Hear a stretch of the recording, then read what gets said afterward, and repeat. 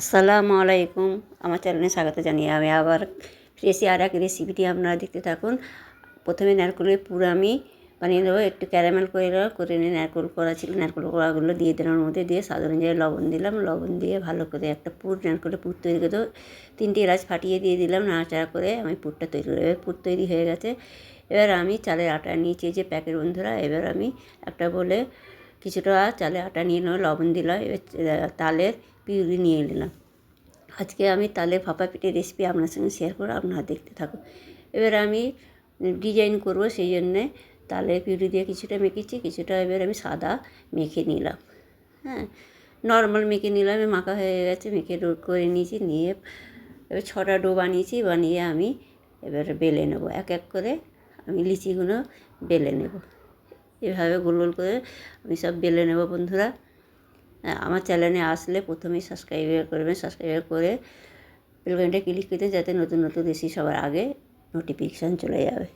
যারা সাবস্ক্রাইব করেছে তাদের আমি অনেক অনেক ধন্যবাদ জানাই বন্ধুরা। যারা সাবস্ক্রাইব এখনও করেনি তাদের হাতে সাবস্ক্রাইব করে বেলবাটনটা ক্লিক করে দেবেন।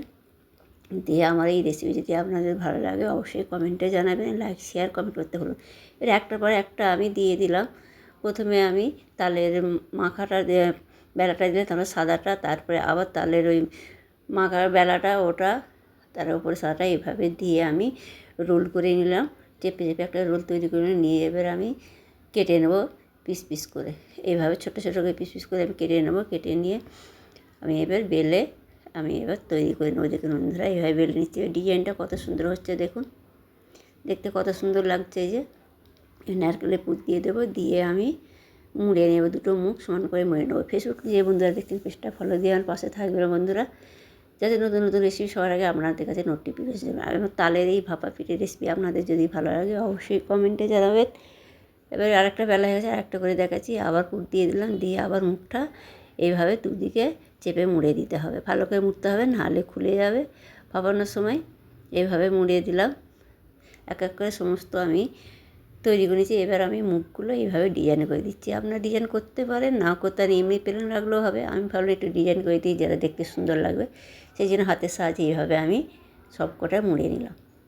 আবার আর একটা করে দেখাচ্ছি, দেখুন এইভাবে করে ইজি, একদম এইভাবে করে দেখবেন কতটা সুন্দর হবে। আর আমি এবার একটা স্টিমার বসিয়ে দিয়েছি, দিয়ে ওতে অয়েল ব্রাশ করে দিয়েছিলাম। এবার আমি পিঠাগুলোর মধ্যে দিয়ে ভাপিয়ে নেব। দেখুন কতটা কালার সুন্দর এসছে, দেখুন বন্ধুরা হয়ে গেছে। বাকিগুলো একইভাবে করে সব আমি ভাপিয়ে নেব। এইভাবে বানিয়ে দেখবেন, খেতে তো অসাধারণ হয় বন্ধুরা। দেখুন কতটা সুন্দর হয়েছে, কতটা লোভনীয় হয়েছে বন্ধুরা।